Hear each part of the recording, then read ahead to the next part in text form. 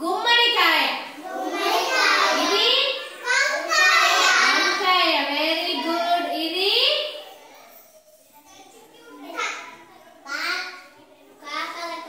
బీరకాయ.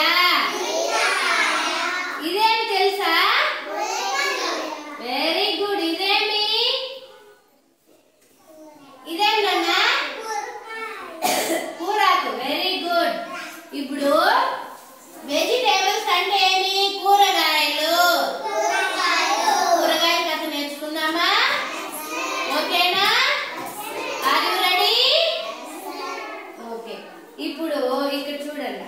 అనగనగా ఉల్లిపాయ అంత ఊరు ఉండేదంట. ఇంత పెద్ద ఊరు ఉండేదంట.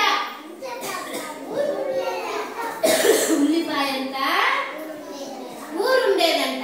Very good. ఆ ఊరిలో ములంగంత ముసలమ్మ ఉండేదంట.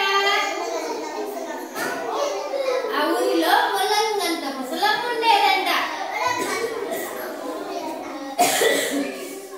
ఆమె ఒక రోజు వెళుతూ ఉంటే, పొలానికి వెళ్తా ఉంటే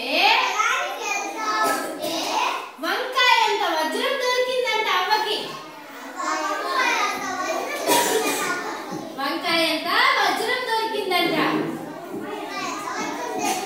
ఆ వంకాయ అంత వజ్రాన్ని పాలకూర అంత పేపర్లో చుట్టి గుమ్మడికాయ అంత గుడిసెకి తెచ్చింది. గుమ్మడికాయ అంత గుడిసెకు తెచ్చింది. దాన్ని బీరకాయ అంత బీరువాలో దాచింది. దేని దాచింది నాన్న? Very good. వంకాయ అంత వజ్రాన్ని బీరకాయ అంత బీరువాలో దాచింది. దాన్ని కిటికీలో నుంచి దొండకాయ అంత దొంగ చూసినాడు. ఎవరు? దొండకాయ అంత దొంగ చూశాడు. చెప్పండి. దొండకాయ అంత దొంగ చూసినాడు. Very good. ఆడే. ఇప్పుడు దొంగ బీరకాయ అంత బీరువాని పగలగొట్టి వంకాయ అంత వజ్రాన్ని దొంగలించాడు. ఆ దొంగను ముసలమ్మ చూసింది. వెంటనే వెళ్ళి పొట్లకాయ అంత పోలీసుకు చెప్పింది.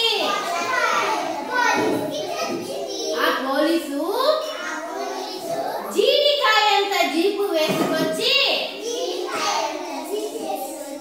దొండకాయ అంత దొంగను పట్టుకున్నాడు. ఆ దొండకాయ అంత దొంగను జామకాయ అంత జైల్లో పెట్టాడు.